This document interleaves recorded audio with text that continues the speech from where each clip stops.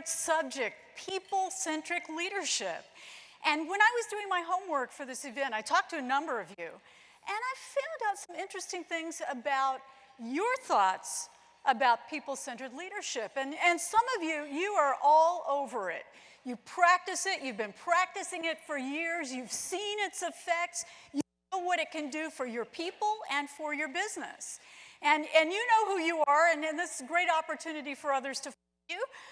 Some of you said, well, you know, I'm all for it, but the other guys, you know, the guys at the top, not so much. So we'll talk about that. And then some of you said, well, I'm new to this whole concept. In fact, how many of you are new to AME? You know what, I can't see you now. Just applaud if you're new to AME. A lot of you are new to AME, and you should know as you get to know your organization that AME is all about teaching you the meaning of people-centric leadership, not just what and why, but how. How do you implement it in your organization? How do you act on it if not everybody is yet on board? So we're going to talk about that. My goal is to give you some perspective about leadership. I come from a completely different world, and some perspective and also some takeaway assignments that you can choose to do or not. You will be voluntold what they are, but it's going to be up to you to implement. So now, those of you, many of you who have adapted these people-centered leadership principles, you know, you've already seen what it can do for your business, for how people feel, how engaged they are, and it's also had a direct effect on the bottom line. But here's what some of you may not know. The cost of lack of engagement, what that costs us in dollars and cents in this country. So according to the last Gallup survey, and they survey this constantly, and they call it engagement, meaning they look at it in 3 levels. The first level of engagement, those are the people, and you know who you are, and your team knows who you are. These are the people who are passionate, committed, always moving forward, growing, building. The next level is the non-engaged. Those are the people that, you know, they do the job, they're sleepwalking a little bit, they're not doing any harm, they're just sort of there. And then there's a level at the 3rd level, these are the actively disengaged. These are people that are not only checked out, they're often working against the company. Maybe not out of malice, but they just are the ones who undermine, who stir the pot. Now, what percentage of folks do you think fall into that unengaged, actively disengaged? How many people in the US, don't have the stats on Canada, so you Canadians, you're off the hook for a minute, but just shout out the percentage of non-engaged workers in the US. What do you think? 20% I heard. What else? 40%? Somebody just nailed it. 70%. 68.5 to be precise, yes, very good, are disengaged from the workforce. And the cost to us, if you don't want to engage your workforce just for the fact that it's the right thing to do, you should know it's the smart thing to do, because the people that aren't engaged are costing us in the US in lost productivity between $450 and $550 billion per year. 550 billion, that's a big number. So if you think your organization is pretty good, but there's that one little sliver of non-productivity, then this is going to be meaningful to you, because that's an important thing to know. I happen to think having a people-centered workplace just for the fact that it's the right thing is good. But you know, if it's too touchy-feely or you're not quite on board with that, that's okay, because it is the smart thing and the commercial thing to do. But before I jump into how you can enact some of this, I want to hear from some of you. Can we have the lights up just a little bit? What I'd love to know is, what do you think is the one trait that distinguishes a truly great leader? What, in your opinion, is the characteristic of greatness? The difference between a good leader or even a great manager to a really great leader. Anybody, just shout out. Servant leadership. You guys are in the splash zone. I love it that you're all up here in the front. Yes, servant leadership. Thank you. Who said that? You did. I've got a You Unstuck book for you. If you want to stick around, I'll sign it for you. Just for being the first to speak up with boldness and clarity. I always appreciate that in a leader. Who else? What's your favorite trait? Effective leader. How about you guys? Enthusiastic. Thank you. I couldn't agree with you more. And you yelled that out enthusiastically. So honesty. Yeah, baseline. Integrity. Honesty. Who? Coaching? That's so important in the people-centered world. Coaching. Yeah. Listening. Inspired. All of those things. Absolutely. Inspired. Servant leadership. Coaching other people. Integrity. Honesty. All of those things. Being inspiring. So critical. But there's one other element, and I worked 20 years in the corporate world, head of communications at Sony and Turner Broadcasting, many years in that world. Now, in 2 weeks, it'll be 15 years as an executive coach and leadership consultant. So I've spent a lot of time on the corporate side and also on the business ownership side. And I work with companies and countries across industries, because it's always people and performance. I'm always looking at workplace behavior. So there's one other trait that I think is the most significant. Visionary. That's a good one. That's not what I was going to say, but you're dead on. Visionary. The most important and the most overlooked. And that one trait, you know it when you see it. It's the people that inspire you to take action. The people that, despite any setbacks, any hurdles in front of them, they keep on going with an enthusiastic attitude. And that one trait is hope. And hope, this is just my theory, although it certainly is one of my pet theories, but hope actually comes from an Old English word, hopian, which means to leap forward with expectation, to leap forward. And this whole notion of hope is now, there's a body of research called hope theory that's coming out of medicine and positive psychology. And it's all about how hopefulness affects the workplace. Now, this isn't happiness, which is a general satisfaction with life, which is fine.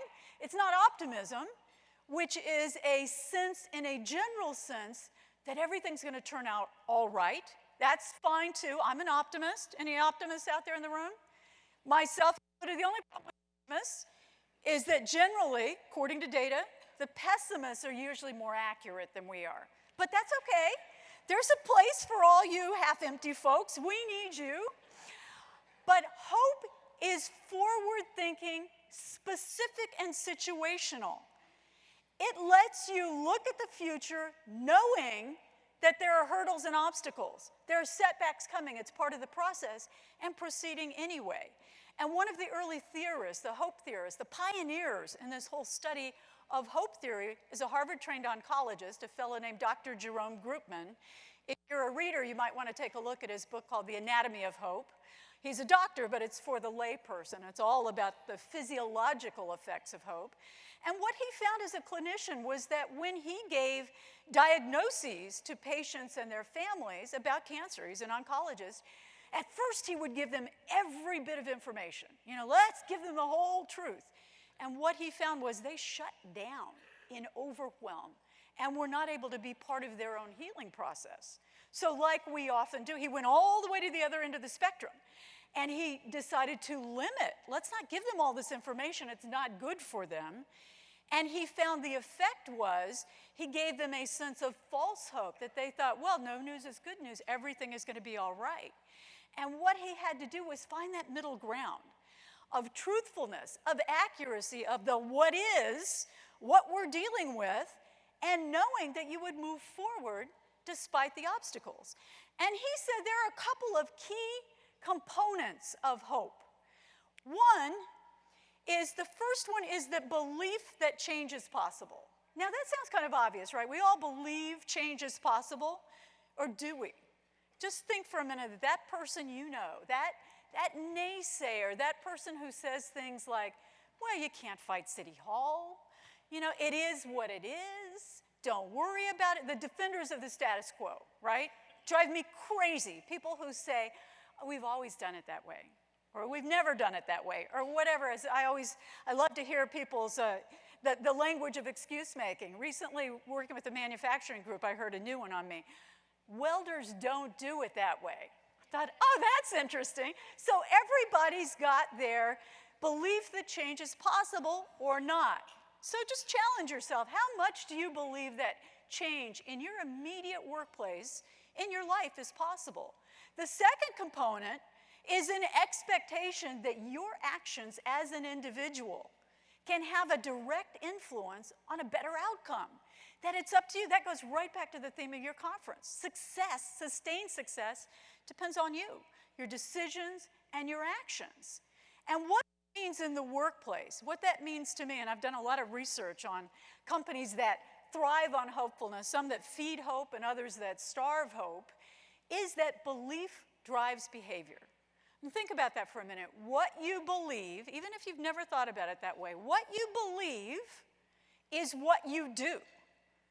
What you believe is how you act, for positive or for negative. Or as one of your early proponents of the lean world said, and he had nothing to do with toast, you got that all over him. Henry Ford said, whether you think you can or think you can't, you're right. I mean, think about that. That's really true. Whether you think you can or think you can't, you're right.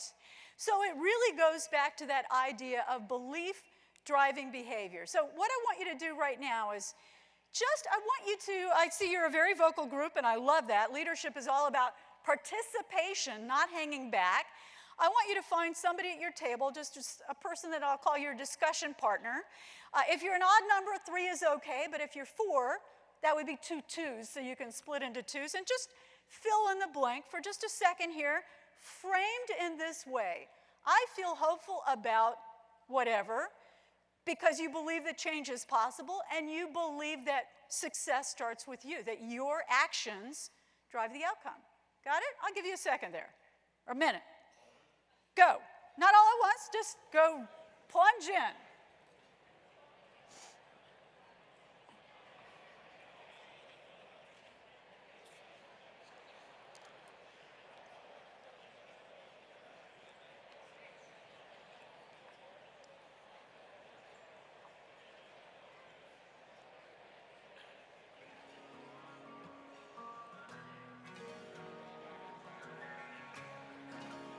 Okay, have you shared both ways?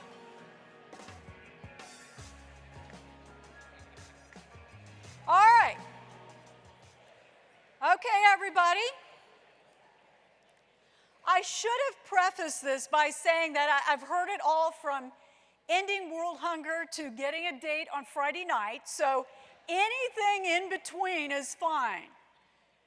What brave soul, what great leader out there. And by the way, when I say leader, I'm not referring to a title, an office, a salary, not even your authority level. I'm talking about someone who's willing to step up, take a risk, take a challenge, do not only what's necessary, but beyond. So leaders are at all levels of the organization. So what brave leader would be willing to share something you feel hopeful about? And by the way, I've got a bribe, a gift, that is, another book for somebody out there who's willing to share with us and share what you're hopeful. What's that?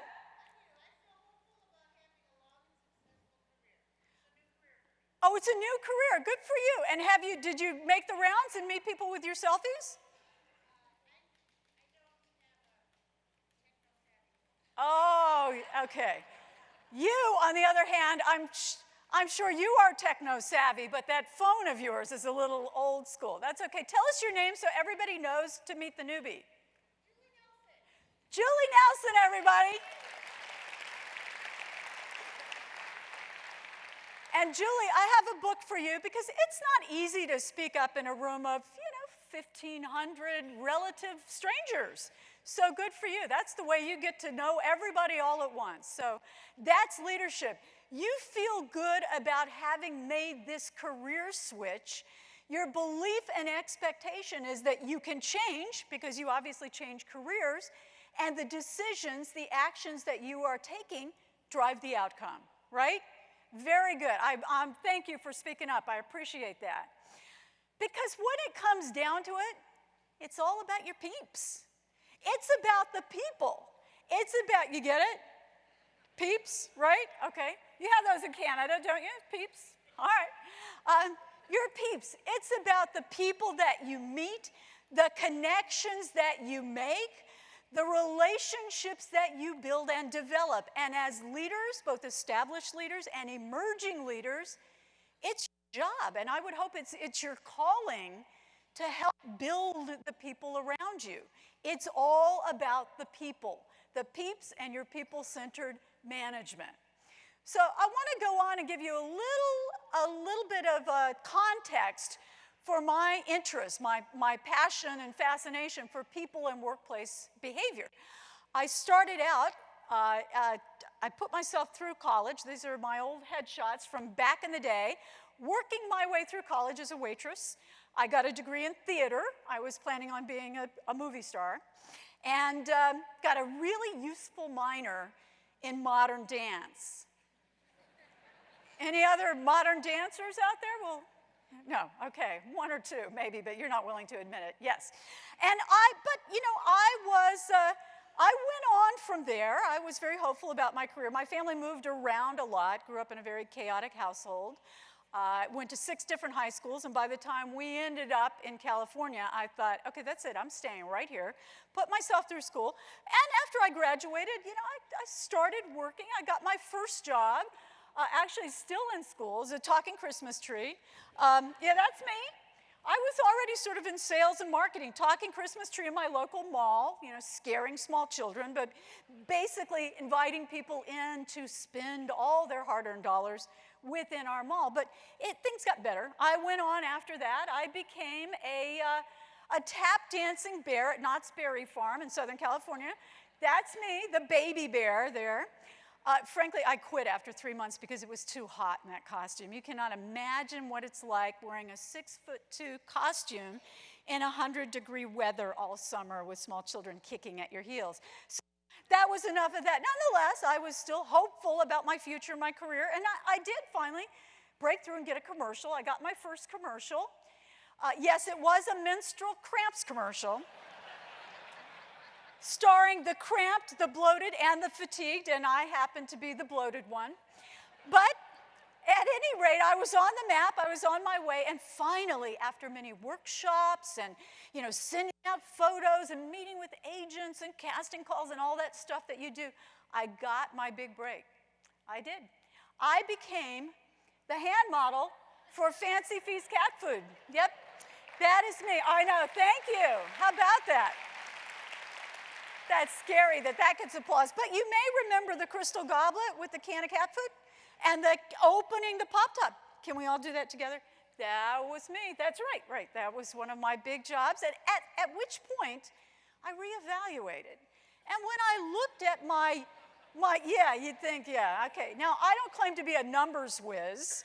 And I've no experience in the lean world. I have managed to do everything the hardest possible way with as many detours as one can manage. But I did figure out that since I was in the top 5 percentile of wage earners, and my big year, I made a whopping $12,000, I thought, okay, even I can see this does not bode well for the future. So I decided my place was behind the camera, and I went to work for really a legendary television guy. If you're old enough to remember Norman Lear, who brought us All in the Family, we were talking about this last night, and tons of, at the time, really forward-thinking, socially relevant sitcoms. And I started in Norman's company as a VP in the PR department, so excited, thinking, wow, this is great to work at a small company where you get your hand into kind of everything, until that company was bought by Columbia Pictures, and then Coca-Cola, and then Sony. But what I learned was just, write it out, raise your hand, volunteer, figure it out later. And in 5 years, I went from being an assistant to being a vice president of publicity, advertising, and promotion for 5 divisions of Sony's worldwide television group. And from there, I went on in corporate communications, headed that at Universal and Turner Broadcasting. And what I learned in those years in the corporate world, and now even more so in my own business, was that the really great leaders, and you shouted this out, you shy one, visionary, the great leaders were the ones who not only had the vision, but could marry it with the execution and somehow describe it in a way that was so inspiring and so simple that other people couldn't wait to jump on board and follow along. So it was that process of clarifying the vision and simplifying the pathway. Here's what we're going to do, and here's how we're going to make a straight line from A to Z. And you may remember, like I do vividly, one of the great moments in history, a great example of this was in 1961 when Kennedy said, we're going to put a man on the moon and bring him back safely by the end of the decade. End of story. He didn't say, hey, you know, what do you think about a space program? Or we should be up there checking things around. He said, we're putting a man on the moon. Very clear, concise, and simple. He didn't say how to do it. A whole lot of other people had to figure that out. But he made it crystal clear. That is the beauty of simplicity. You all know this better than anybody because you're all about lean principles, enterprise excellence. But I want you to think about people in those terms. Sometimes people, you know, they're so sort of slippery and ambiguous and scary compared to things like machines and technology and numbers and things you can see and measure. But it's important to apply these principles to your people. And the reason you want to clarify the vision, and I'm going to ask you right now to think of one thing that's going on in your organization or in your own career, one thing that you're not doing but you've thought about, and it's the one thing that can really elevate your success. It's something that will take you to another level. Now, it's not all the stuff that you're doing because you're already doing that, but it's some vision that you have, a project, an idea, an objective that just by virtue of being here at AME, of getting out of the day-to-day, of sitting here and soaking in new ideas and new perspectives that you can go home and implement. So keep that in mind. I'm going to come back to that in a minute. And the reason I want you to think of one thing instead of the 49 or 67 things you would otherwise think of, right? It's really important to give your brain that space. And I'll give you an example of what I mean. There was a Columbia Business School study, really fascinating, where they looked at retirement funds. And these are things that had matching dollars and all that kind of stuff like you have in a lot of companies. They crunched the numbers from 800,000 employees at 647 companies, which offered from 2 to 59 options in their retirement funds. And what they found was the more options people had, the fewer participated. Too many options, fewer people. And of those who did participate in their retirement funds, the more choices they had to make, the more cautious they were with their money. Which just goes to show you, even when you've got all kinds of incentives, too much information, we shut down. Just like Dr. Groupman with the too much information to his patients. I mean, you go in and, you know, want to buy, we're talking about drinking milk over here. You go into the store, you know, there's not one choice of milk. There's 40 choices. There's not one pair of jeans. I just don't even buy new jeans because, you know, you got to try on 28 different pairs. It's too, you know, they got all different. We don't want all those choices in terms of elevating your game. Think of that one thing that's really important. Simplify the pathway. What do you need to get there? What's going to get in the way?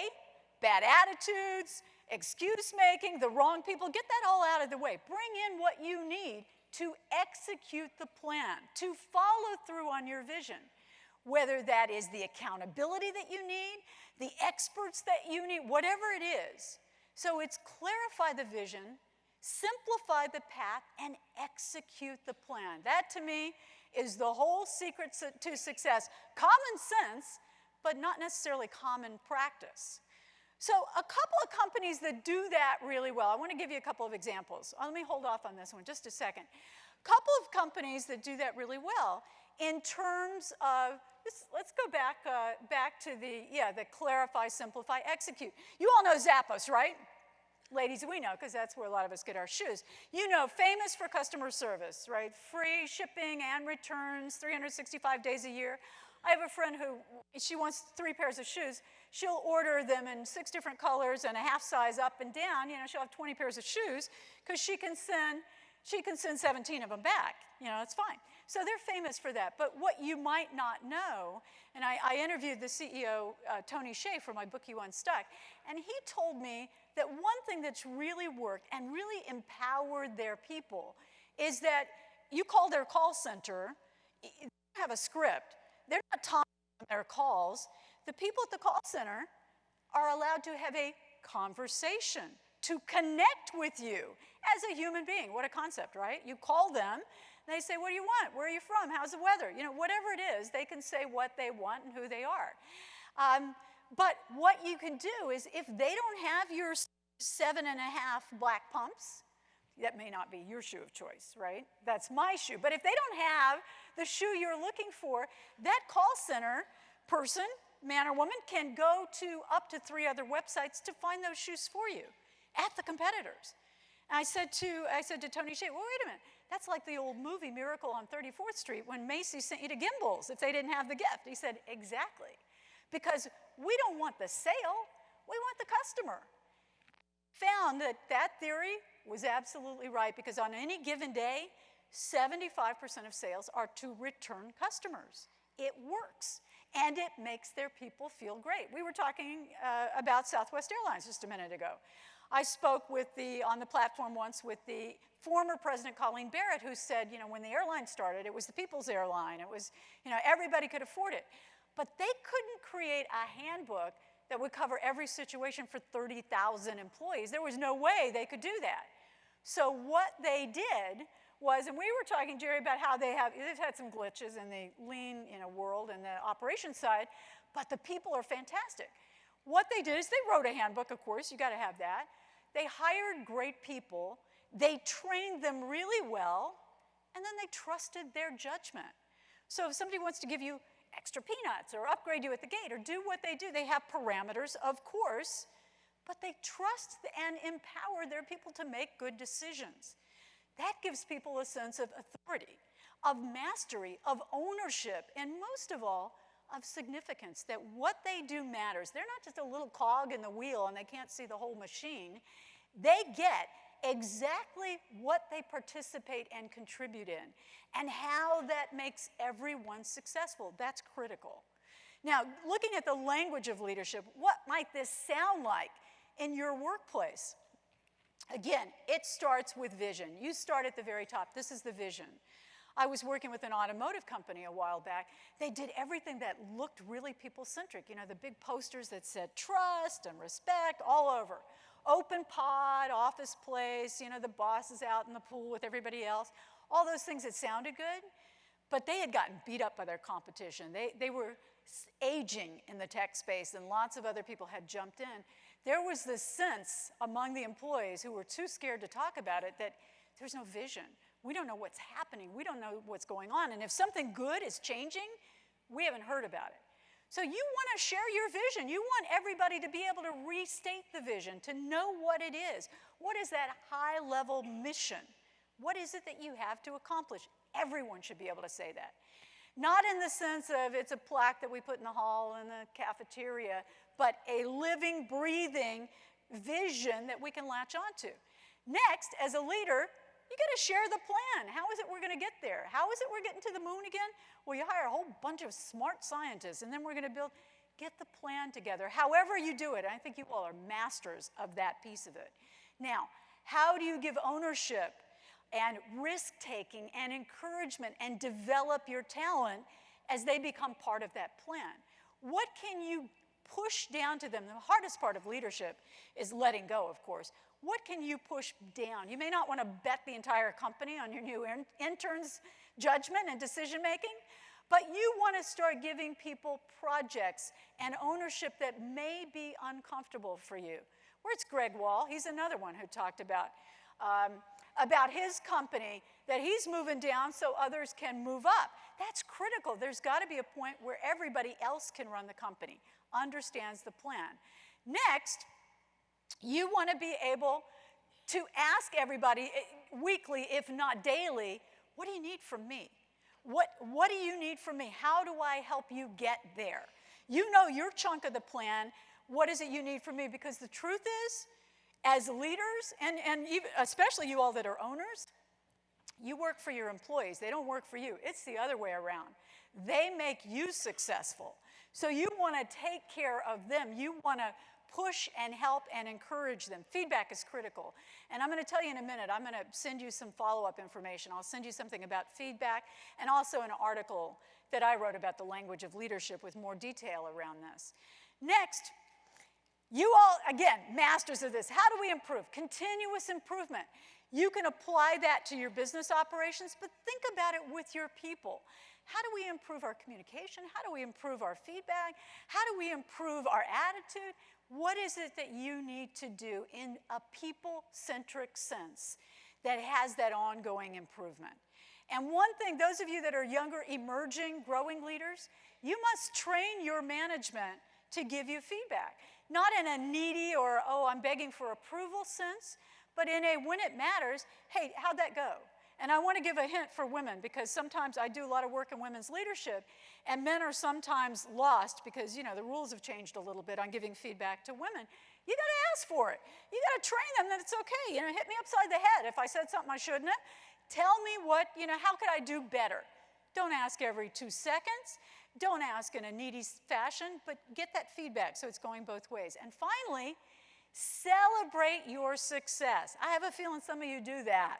But celebrate the big milestones along the way, but also all of those little successes, all of those things that help you really make your people recognize, feel great about what they do. And some of you are terrific about that. I'm going to give an example from Greg Williams from ERA. Are you out here somewhere? Shout. I can't see it. Yeah. Oh, right here, right in front. So Greg told me, when we were talking, told me that he did a really sounds simple, again, simple but not easy, when he was trying to really apply, and he's a master of it. By the way, everybody named Greg, McDougall, Williams, Wall, all of you who are new, and especially Julie, you want to meet anybody named Greg? Because these are the guys who have put people-centric leadership to work. Hey, they've got it mastered, so go find all the Gregs. Anyway, so Greg Williams said to me that at first, with his team, he wanted to really apply these principles. He tried on an individual level. Let's just get to know each other better. You want to know your talent. You want to know what people care about, what they're great at, what they don't care about, what they're not great at, in an unthreatening and a safe way. And so he tried that. Then let's apply it on a team approach, see how that goes, build some deeper relationships. And somehow it wasn't quite clicking, and correct me if I'm wrong, Greg, but didn't quite click quite the way he wanted to. So he said, okay, Monday morning strategy meeting. Monday morning meeting, here's what we're going to do. Hour-long meeting, we hit all the top-line strategy. We're just going to start with half an hour about us. Going to talk about you. You know, what'd you do this weekend? How are the kids? Where are you going on vacation? And you know what he found? Well, at first people were a little suspicious, like, what book did you read? What seminar did you take? I know there's a trick here. But what they found was it was absolutely genuine. And after a little while, they began to adapt to that. The rapport built, the communication built, then the trust built, then the productivity built. Next thing you know, they're Zooming. They've got each other's backs. They're speaking the same language. Everything is moving along. That's what happens. But it does take time and effort. Doesn't take a ton of money. Doesn't take all kinds of fancy solutions. Some of the simplest things. Let's talk about ourselves for half an hour. Let's get to know each other as people. What a concept, right? But as Jimmy told me, where are you? Said earlier, you, as he told me, Jimmy Tim, you're out here somewhere, I know, said transformation doesn't take place overnight. It takes place over time. So you can't do that once and say, well, you know, that was a little awkward. We're not doing that again. You've got to implement it and keep at it. You want to keep working that until the barriers start to come down, because you don't know what's happening at home. You don't know what's going on in the rest of somebody's life. It's really important that you apply some behaviors like deep listening. Deep listening, that means really paying attention, putting your gadgets down. And one thing I've seen some companies do very effectively at those strategy meetings, ban electronics. Put them in a box when you come in the door, no tablet, no iPhone, no nothing. You will be surprised how focused and how fast your meetings become. Pay attention, listen, focus. just like many of us are trying to do with our kids, because we're so used to that, that fourth utensil sitting there on the table next to our knife and fork, right? Deep listening. It gives such a sense of respect and trust. Sharing information, that's another one. When I worked in entertainment, information was gold. It was gold, and you only gave it to the people that you trusted, both up and down the ladder. You want to share information freely. Yes, some things are proprietary. You can't share everything, but anything you can share, share. And I don't just mean the facts.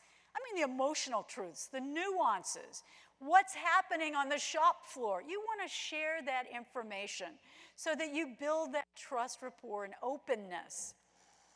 You also want to make sure that when people come up with an idea, and I think you heard some of this from Lisa Bodell, with an idea that you consider it seriously. You don't dismiss it out of hand. Take suggestions seriously. And I always find the naysayers, they may bug you, but if you listen to the naysayers, you will often get a better idea. There's something they've got in mind that they're trying to impart. Now, there's a way to do that gracefully, and your timing is important, but you want to consider ideas and suggestions from others seriously. And finally, this seems obvious. I know your mother told you, your father told you, but be polite, be caring, be grateful. Say please, say thank you, say job well done.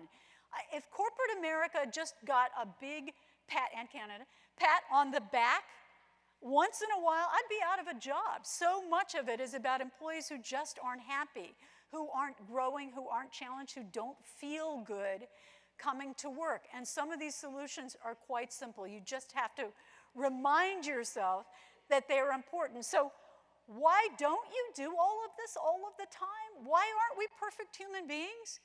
Well, we've all got a little baggage. We've got a little baggage. We are who we are by virtue of our upbringing, our background, our ethnicity, our gender. All of that stuff comes to the office with us. I'm somewhat of an expert on baggage, having written an entire book about letting go of family baggage. As I mentioned, my household was very chaotic. In fact, it involved alcoholism, mental illness, suicide. I mean, all of these things. By the time I was age 30, I'd lost 7 family members to a variety of tragedies. So I know a lot about baggage, and I've worked very hard to overcome it. But it sticks with us. So you've got to be aware that you've only got that one lens. You've got that filter that you view the world through. So I want to try a little experiment right now with you. And if somebody could bring the lights up just a touch, that'd be great. About, how much baggage you might be carrying, how you view perspective. So right now where you're sitting, just lace your fingers together. And you may have seen this, but I'm going to twist it a different way. Just like you would comfortably. And I've got my left thumb on top. So I want to raise the lights a little bit more. And let's see, raise your hand and keep it up. Everybody that's got left thumb on top when you do this. Who's got your left thumb on top? Okay, let's see. Looks like about 40%. Usually split 60-40. Right thumb on top. Raise your hand. All right, some of you obviously neither thumb was on top. I don't know how you're doing it, but it's generally 60-40, 50-50. So now just switch it the other way. Maybe you've tried that. It's just a little, whoa, oh, that's weird. That just doesn't quite want to go there, does it? It doesn't really fit. You could do it if you have to. But all right, so now we're going to up the ante on this. Do a little perspective check. Cross your arms. Just cross your arms comfortably how you would do this. Now, I had my left thumb, but I've got my right arm. There is no correlation there. And it has nothing to do with dominant hand, or we'd be 90-10. Oh, you lefties, the world is just not set up for lefties, it's right. If you're a lefty and an introvert, set up for right-handed extroverts. That's just the way it is. So anyway, so look and see what arm you've got on top. Now just look over at your neighbor, see if they're doing it right. Okay, all right. Yeah, now you know what's coming, right? Switch your arm, twist it. Okay, now, yeah, I see you doing that. They don't even want to go there. It just feels weird, right? Okay, so now go back how you're comfortable. Right arm on top. Those of you raise your hand if you had your right arm on top. Okay, those of you left arm on top. A little bit more, we're more 60-40-ish. Okay, just be comfortable, cross your arms back. And those of you who have your right arm on top like I do, good news for you, because you are genetically predisposed to be a hopeful leader. No. I had you there for a second though, didn't I? No. Doesn't actually mean anything, except this is a choice you picked when you were about 3 years old, and you've done it this way forever, and that's how you're always going to do it. But you know what's interesting is the rest of the world, about half of you, feel just as strongly about doing it the other way, and that's really what perspective is. We are wedded to our belief systems. We are wedded to what's comfortable for us, and sometimes looking at it from the other person's point of view can be really difficult. So you want to think about who's coming to work every day, what their background is. I'm not suggesting you get too nosy or personal or coax or coddling or any of that, but that you think about there are other ways to do things. There are other ways to be in the world. And so now let's go on to, let's go to the next one here. And what I want to do is let you know, I want to help you with this because I see so many people. I mean, I wrote an entire book, You Unstuck, about getting people out of their own mindset. You know, that's the way it is. So I'm going to give away a coaching session to someone in this room. We can do it. You can use it for yourself, give it as a gift, bring the whole team on the phone. Last week I talked to a whole group of home health care people in Nebraska. They brought the whole team on Skype. And all you do is just drop a business card at your registration table, and we're going to pull one out of the hat and give a coaching session to you later. You can use it to talk about leadership, communication, hopefulness, crossing your arms different ways, whatever you want to use it for, it is yours. I will tell you, full disclosure, I will sign you up for my monthly newsletter. Once a month, I don't spam you and I don't overdose you. And I'll give you my ebook called The Hope-Driven Leader at the same time. If you don't want to be on the newsletter, you're making a huge mistake, I'll tell you that now. But opt out.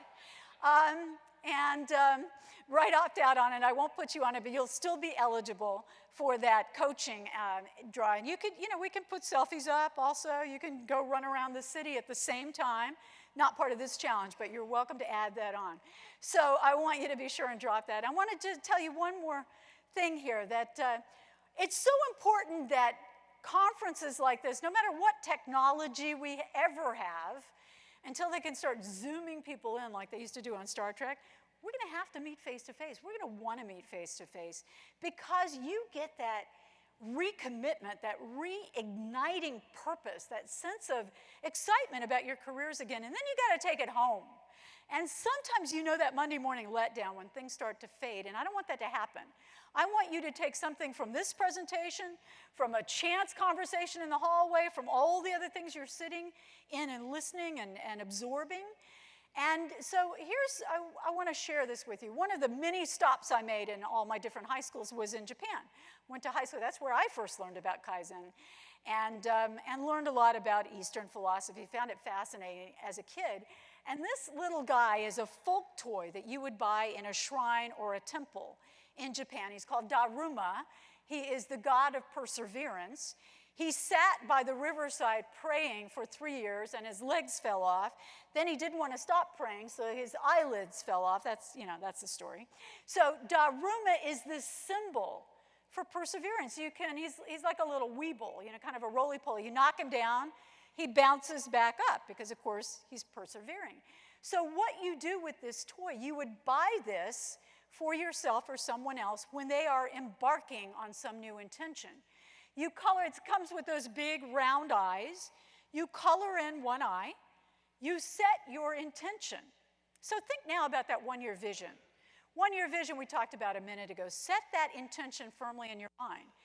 Then when that comes to fruition, you color in the other eye when that comes true. And typically people would buy this for themselves or others when they're starting a new job. Julie, you got to have one. When they are getting married, having a child, that sort of thing. And I'll tell you, despite my many moves, my first baby picture is at age 8, if that tells you anything. This is my Daruma that I've had since I was a kid, since I was about 15. And I made my wish, and I wished for a pretty house, a happy family, and a good job. And I thought, yeah, pretty good wish. Still holds up really well today. And when I hit 40, I thought, well, it's about time.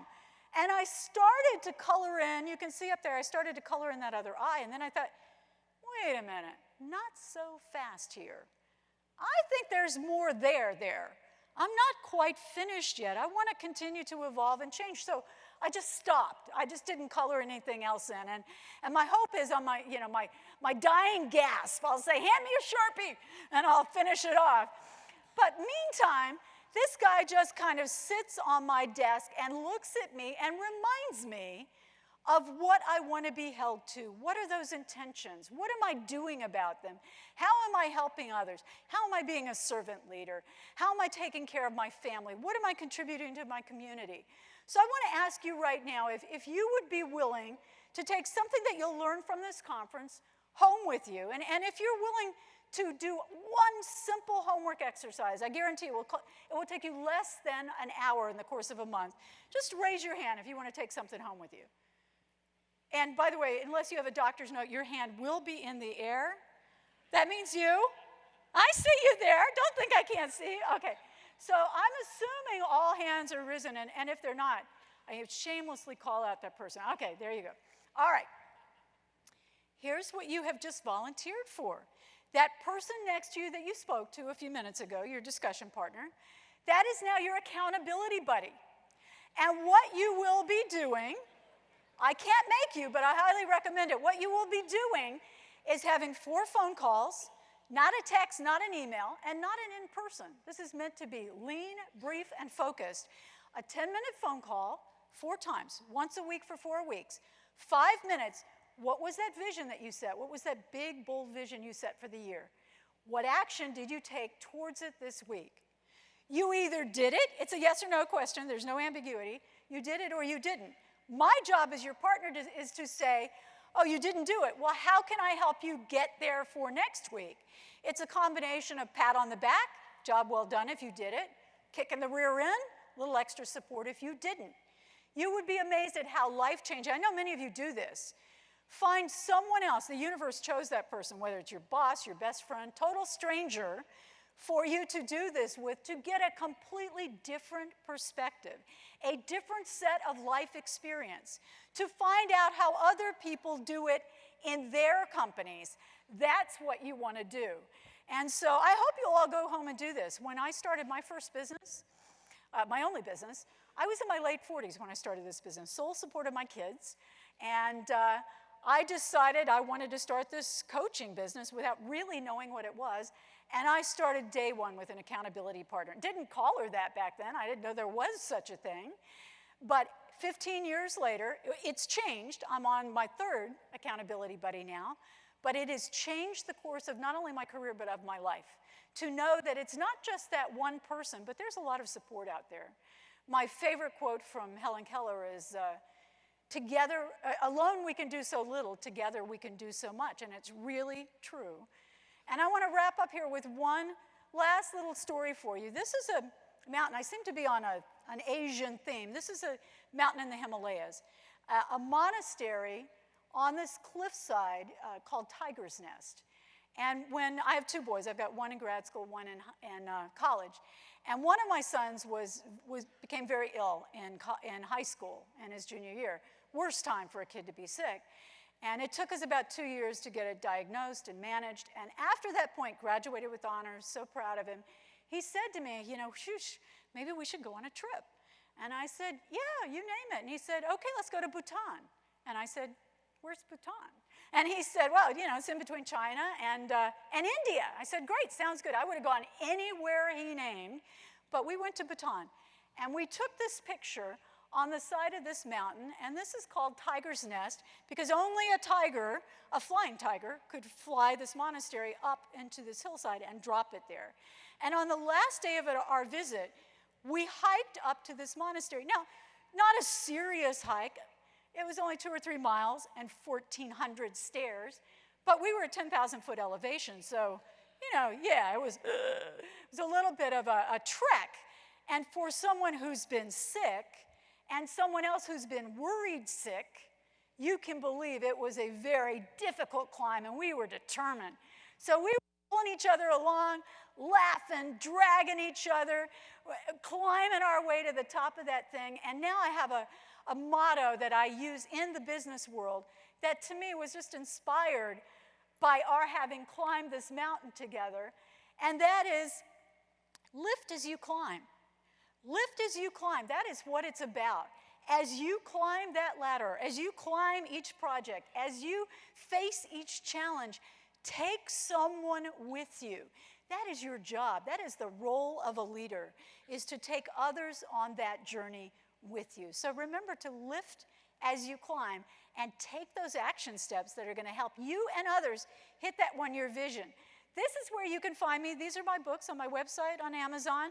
I really do welcome your phone calls, your emails, your tweets, and I'll have people call me 6 months later and say, I'm at a fork in the road, can you help? And I'm always happy to do that. So please stay in touch. And remember, my tweetable, lift as you climb. Thank you all.